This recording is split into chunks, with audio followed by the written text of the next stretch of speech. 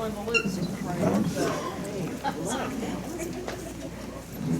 Today we have from Lake Hickory, Floyd Lucas and Ingrid Keller, and from Newton Conover, Tom Warlick and Jim Rice. Welcome. And guests of the Rotarians in the dining room, we do have a table of special guests here. I'll get to them in just a moment. What about down the center here? Mark Seaman as a guest. Thank you, President John. With me today, I have Kirsten Menard, who is the Director of Catawba County Community Schools. Charles has someone. President John, I'm really pleased to have as my guest today Hal Rowe, who probably doesn't need an introduction. We're very indebted to him for being the MC at our annual fundraiser, and I guess he's Hickory's designated MC and gives a whole lot back to the community. So we're pleased to have him here with us.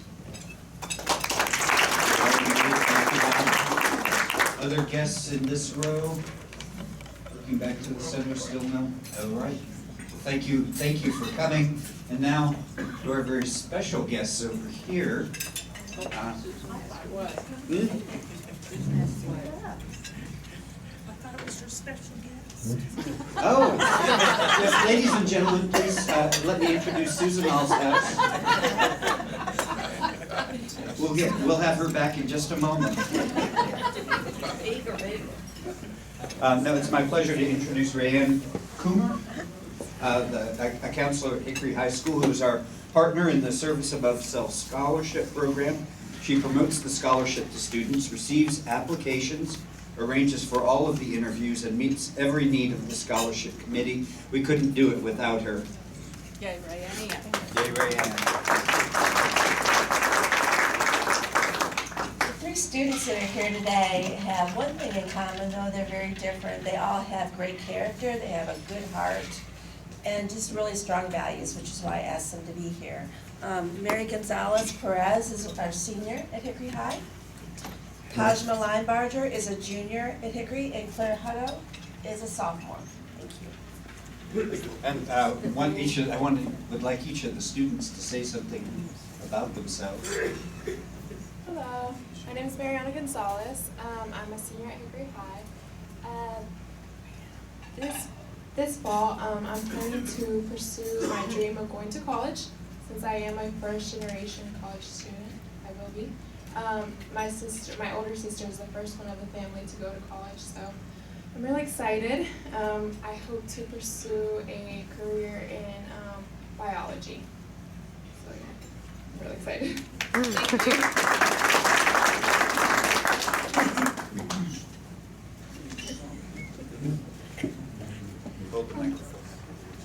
Hi, I'm Claire Hutto. I'm a sophomore at Hickory High School. I am involved in Key Club and Juniorettes and Beta Club and Student Council. So this past election, I had an internship with the North Carolina Coordinated Campaign, and this summer I'm studying with the New York Times. And I'm really excited about that. Oh, and my grandfather and my great uncle are.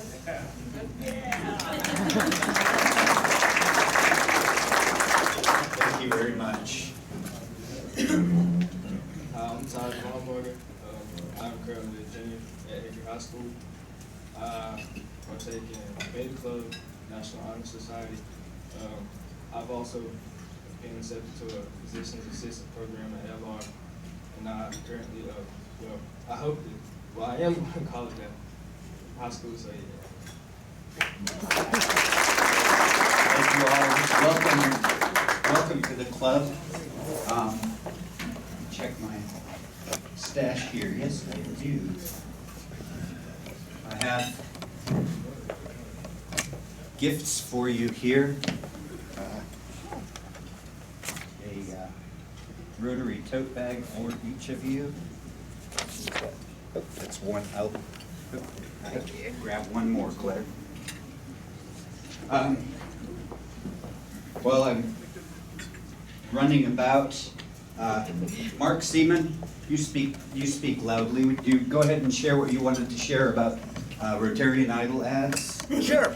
Just as a reminder, last week we deputized everybody to buy, sell, beg, borrow, and I said steal last week, and it was brought to my attention that that might not meet the four-way test. So please don't steal any ads. Just buy, sell, beg, or borrow an ad for the Rotarian Idol program. We really do need everybody's participation. Also, the auditions are right around the corner. And we need as big a talent pool while our actual contest, the quality of the people that we picked has still been great. Our pool, it keeps shrinking in terms of people auditioning. So please get the word out so we can get more people in there auditioning. So we really appreciate everybody's help. Thank you, President John. Thank you, Mark. Yes, the auditions are next Thursday evening and Saturday afternoon. No? The 9th and the 11th, correct? Okay. Also, next Thursday is our anniversary luncheon. Please sign up if you have not already. We do have sign-up sheets available because it is a plated lunch, so we do need to give a definite count of who will be coming. Also, you have information on your tables about Marvin Qualls. He's being put up for membership, so please read about Marvin. The Charitable Giving Committee is accepting applications now, and that information is on our website, hickoryrotary.org. The deadline for applications is February 28th. Was there anyone out here that would like to make an announcement? I have not forgotten, Susan, I promise. All right then, barring any announcements from the floor, Susan Alshouse is our sunshine today. Yes, Susan. Sunshine, your only sunshine. Now, if you can't laugh at yourself standing up in the middle of a Rotary program and watch the president walk by you, then you have no humor at all.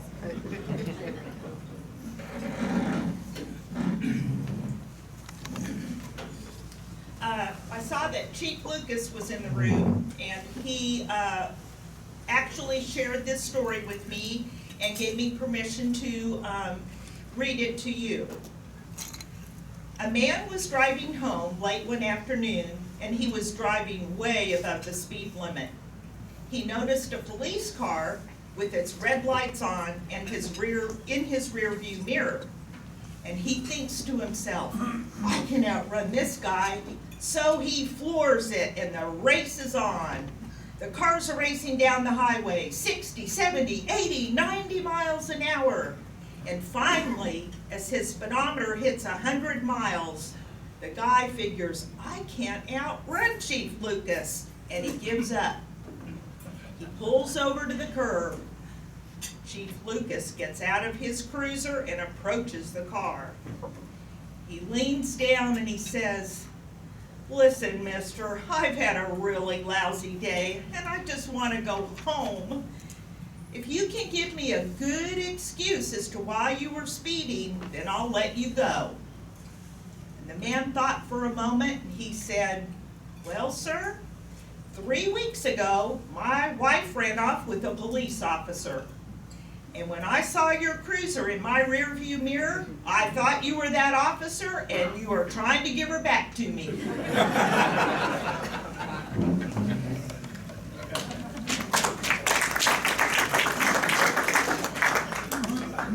John, are we going to do the Pledge of Allegiance today?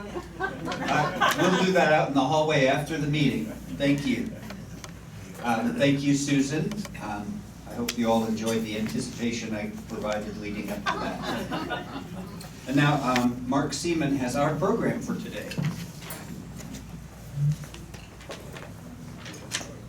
Thank you again, President John. Wanted to start off today's program talking a little bit about the Hickory Metro Sports Commission, which, show of hands, who is familiar with the Sports Commission? So not a whole lot of people. I'm not going to go through and read everything that's in your spoke. You guys can take a look at that, but just wanted to do a few highlights And actually, I didn't mention this during introduction, but Kirsten is a member of the Sports Commission as well. And it is made up of about 20 to 30 community volunteers. And they certainly volunteer their time. And we run, as you can see in the spoke, we do three different events. One overseeing is the Hall of Fame Committee, which is the Catawba County Hall of Fame Committee. It has 72 members in it right now. If you get a chance, you should go by Highland Rec and see it. It's really neat. It's neat to see. One time I was in there and there was a young man standing there looking at it, and I said, "What do you think of all this?" And he said, "That's my grandfather right there on the wall." And so that was a pretty special moment for us to think that people are taking a look at it and enjoying that and seeing their family members and friends up there. We also oversee the Great Smoky Shootout, and it is in the 8th year coming up. It's a tournament over Memorial Day weekend. It brings about 200 teams to our area. The hotel rooms are full that weekend. The restaurants are full. If you don't believe me, just try to get a hotel room with a double bed in it on Memorial Day weekend, because they are not to be had around here that weekend. And so that's a really neat tournament. Puts a lot of economic impact into our community. And then the third tournament that we currently run is the Dick's Sporting Goods Classic, which used to be the Catawba County Classic. Just finished the 30th year of that tournament, and that involves 8 local high schools, and all the gate money goes back to the high schools. This past year, each high school got $3,000 apiece, so the tournament generated $24,000 in money back to the high schools for their sports programs. As we all know, is in some parts of the country, some of the schools are having to go to a pay-to-play type model, so that money really does go a long way. And you're talking, at least since I've been involved with the Sports Commission, it's been over $3,000 each school has received every year. And that's a boys and girls participating in that tournament at CVCC. It's a lot of fun between Christmas and New Year's. The Sports Commission also last year, because we had generated some capital and some revenue through these events, we're able to give each middle school and elementary school in the area an additional $500 to use towards their sports programs, as well as give an additional $500 to the 8 schools that are involved with the Dick's Sporting Goods Classic. We also gave $1,000 to the Kiwanis Splash Park Pad, and $1,000 to the Friends of Hickory Park, which, as we all know, this club gave us seed money to get started. So we're doing some neat things, and the tournament and the commission is growing, and we're looking to do some additional events. This February, we're going to do try an exhibition lacrosse tournament at LR with St. Stephen's and 3 area teams from just outside this area, and then we'll see how that goes, and hopefully we can build on that. But also, we've got a tournament that's kind of fallen in our lap this June, and I'll bring Angela up here in a second. She really is the main program for today, not me. And she came to our Sports Commission last week and asked for some seed money to bring this tournament to this Lady Bass Anglers Association tournament to Hickory.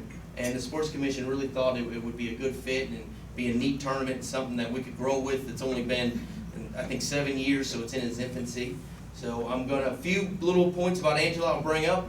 One, she's been fishing competitively for 4 years, and in her second tournament as a pro, in a tournament in Louisiana, she won by .22.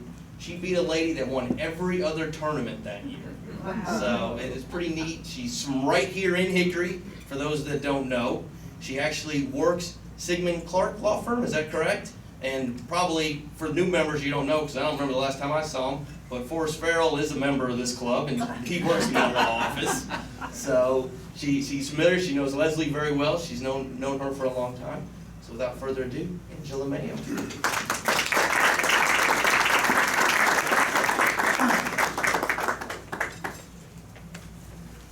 Thank you all for having me. I want to tell you a little bit. Well, first of all, I do have to work for Forrest every day, so I'm sure you all know kind of the burden that I bear daily. No, he's wonderful. He's an amazing man. So a little bit about the Lady Bass Anglers. As Mark said, they formed about 7 years ago after one of the other organizations decided that they did not want to support the women anymore. So we are completely self-funded. We have to go out to people like you all and ask you to support us in our endeavors, in our professional fishing events. We travel all over the country. The first tournament is going to be in Texas in a couple weeks. And then also there's a tournament in Alabama, in Arkansas, and now Hickory, thanks to the Sports Commission committing to support us here. And this is the first time that we'll be in this area. There's only 3 ladies in North Carolina that fish professionally, so we kind of tend to get overlooked as a state. But now I think that Hickory is a perfect lake to support a tournament, and so we do need some more community support, which is why I'm here. So what we need to put on a tournament, obviously, is money. We need probably somewhere in the neighborhood of $5,000 or $6,000. It's not a lot, but that covers things like our insurance, our weigh-in trailer, being able to travel around the country, and then the tournament entry fees pay for the payouts. And so we have to raise that from every community where we have a tournament. And just to give you a little bit more information about me, I have lived in this area for 20 years now. I have worked in Hickory for 11 years, and will have found that this is a great area. I appreciate how well the people have really supported this idea. I was pleasantly surprised that the commission so quickly committed to helping the women. Kind of our mission is to let young girls know that they can be professional athletes as well as boys. Most of the attention in the fishing world goes to high school and college young men that are fishing, and we want to show and the girls too that there is an outlet there for professional fishing in the women's arena. Does anybody have any questions about the tour, the women? You've secured a couple sponsors, right, so far? I have. The Sports Commission? Yes, in addition to the Sports Commission, Dick's is going to be our, I suppose, a title sponsor. They've committed a lot to us already, and Mike Johnson has committed to help with this as well. Yes? What's the objective? The most caught, the heaviest, the largest caught? How do you determine the winners of these things?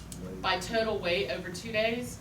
There's a 5-fish limit, and that's based on state law. Each angler can only possess 5 fish at a time, and the heaviest 5 from the heaviest 10 from 2 days for the pro is the winner, and then the co-anglers we have the pros pull our boats all over the country. The co-anglers come and fish with us. They're paired up with a pro, and they are allowed 3 fish, but the same thing, the 3 total weight over 2 days. Are they all bass? Yes, sir. Yes.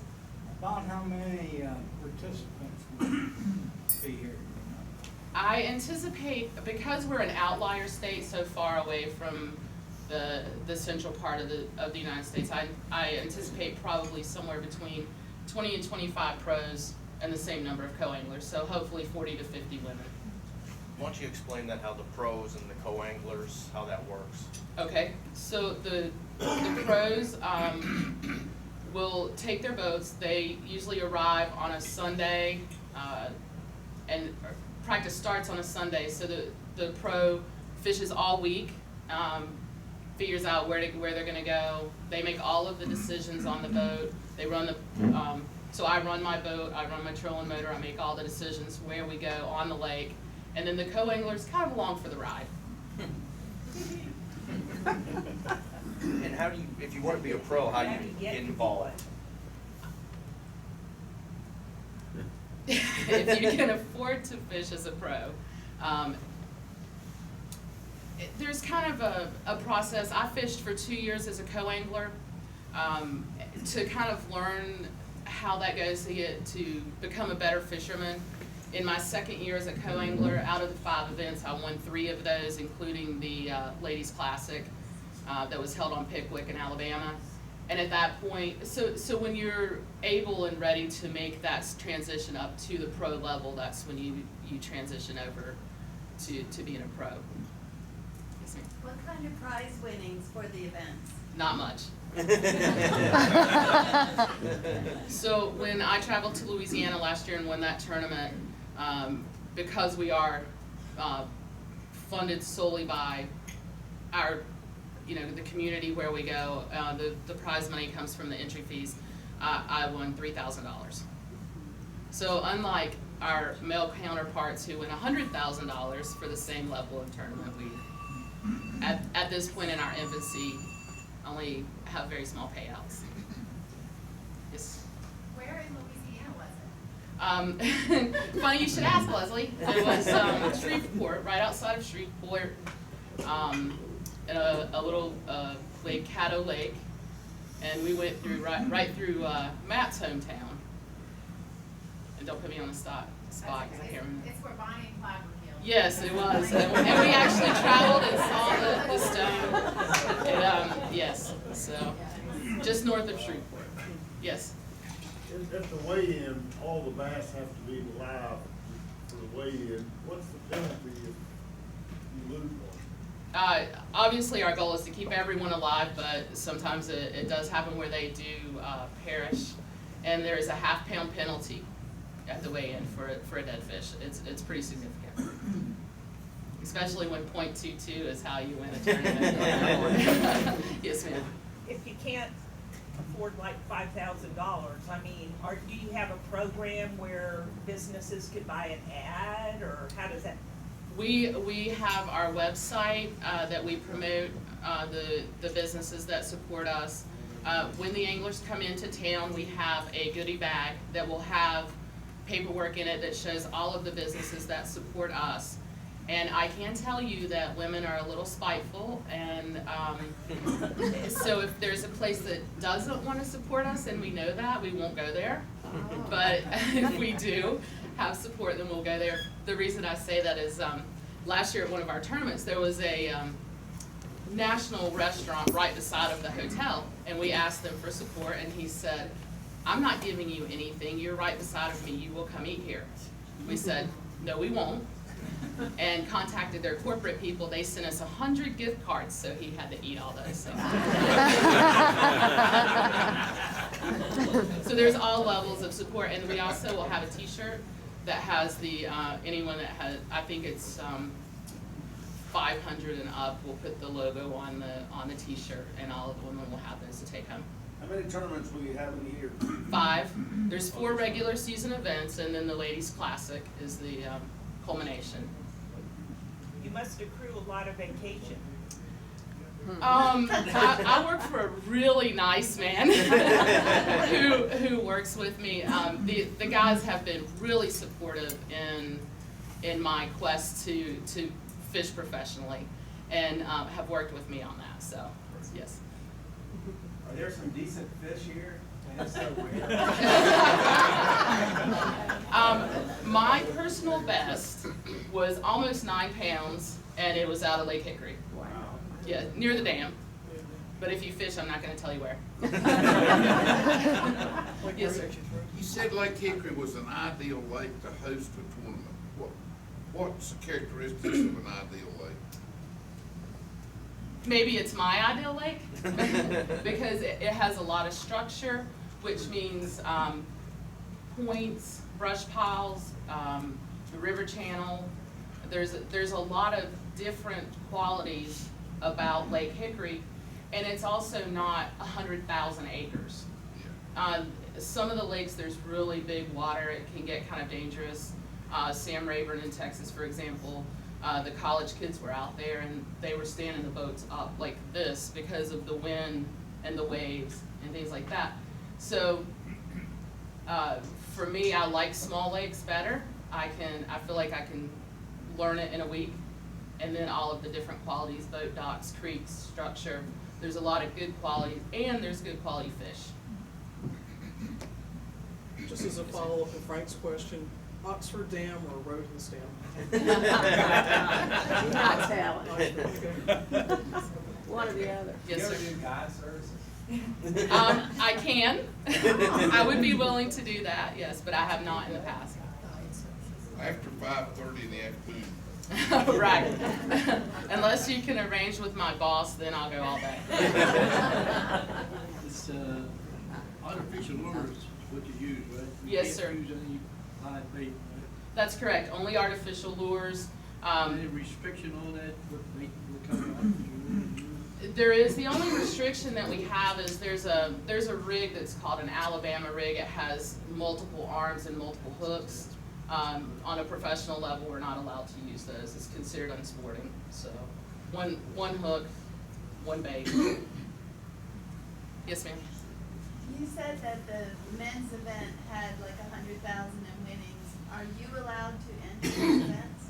I could, yes, but I also don't have the money to enter those events. So the payout's a lot better, but it's a lot more dollars to enter too.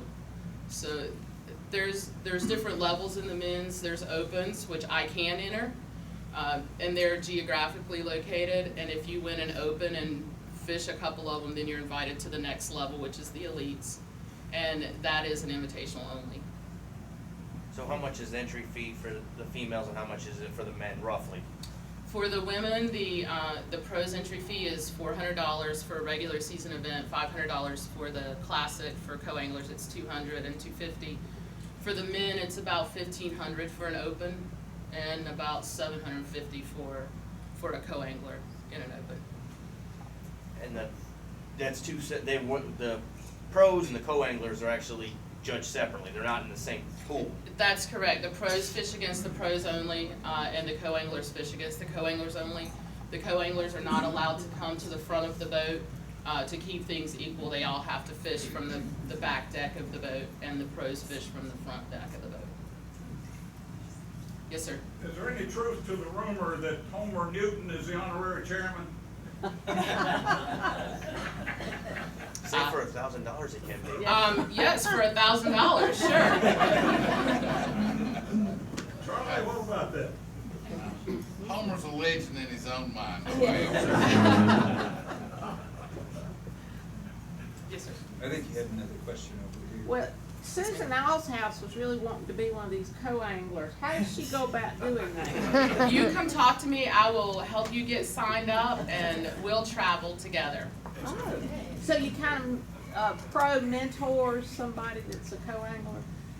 Well, it depends on the situation. My coach is my husband, so he travels around the country with me. We get to fish together for the first part of the week. I often tell people he's my boat caddy, so he doesn't appreciate that quite as much as I do. So it depends, but there are a lot of women who travel together and work together and learn together, so it just depends on the situation. Yes, sir?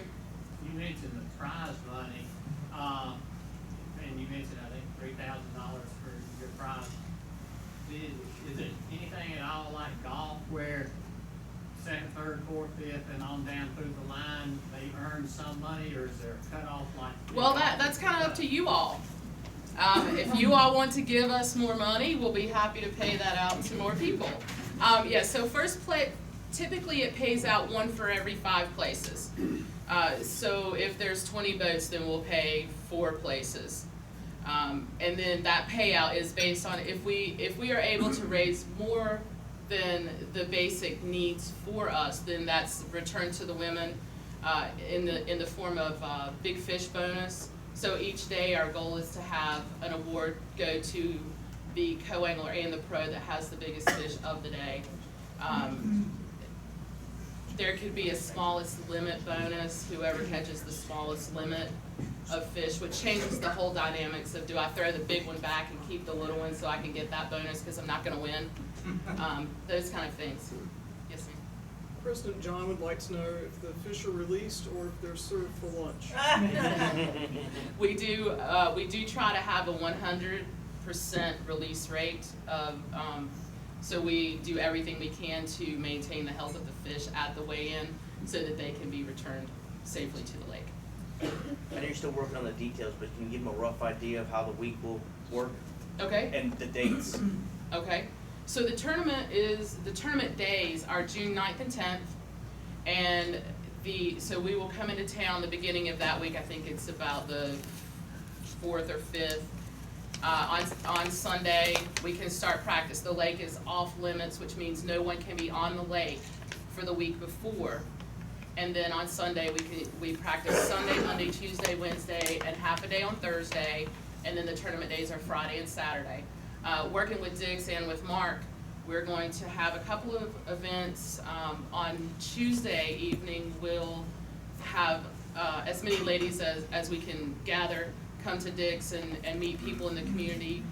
We're going to invite high school kids to come, and if they have questions that they want to talk to the women about, how do you do this, how do you do this, and then I believe he wants to have a drawing. We want to invite some, hopefully some different people from different charities, work with them to give them an opportunity to fish with one of us in the evening, on Wednesday evening, and hopefully have kind of a big fish off for a couple of hours on Wednesday evening to get some exposure for the women, but also to give some people an opportunity to fish with one of the ladies while we're here. And then our hope is that on Thursday, we'll be at the Crawdads baseball game for our pairings meeting, and then the tournament on Friday and Saturday. Any other questions for Angela? If you want to, on the tables, there is a economic impact that the Lady Bass Anglers Association put together, and a couple of sheets there that just give you an idea of what they estimate the impact will be based on the number of boats for the event. And I did forget to mention, from the Dix Classic Tournament, we had some extra tickets, and there's a Dix $15 off coupon on your table, so please feel free to take those if you like. Thank you all for your time and allowing me to come and spend a little bit of lunchtime with you. Thank you, Angela. For your Rotary tote bag, to store your fishing supplies. Thank you, I appreciate it. Thank you very much. And now, John Olson has our raffle. Angela, we're not quite finished with you yet. You gotta make a friend. Okay. Yes. What are the particulars today? I saw on the way in that the pot was at 152. There we go. I put my glasses on first. Yeah, Angela, I didn't know if you were aware, but we have a self-professed professional fisherman in our club. Who's that? That's Mr. Steve Mold. I have talked with him and met him today. Did he ask you, have you caught a catfish or a carp on a fly rod? We had a little conversation about that. I cannot imagine how entertaining that would be. It could be kind of a neat activity for the tournament to have a little catfish on a fly at the Steve Mold Academy on Lake Hickory. Yes, very interesting. So Angela will have you come up and draw the ticket here. We've got? Got 197, I'm sorry, 195, $195, $38 in today, 49 cards, and 1 jewel turtle.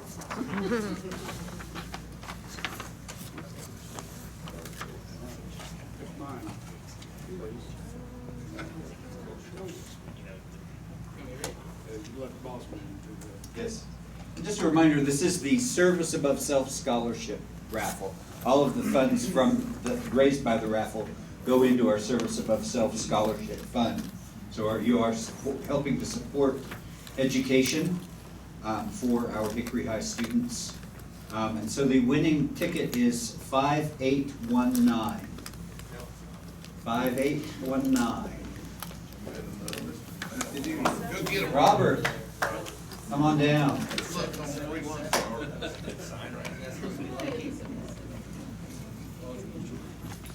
And we have verification, so grab away. Yes, pull one out. Just like this. Could be it. Could be it. Oh, 7 of hearts, ladies and gentlemen. So a free lunch for you. Thank you.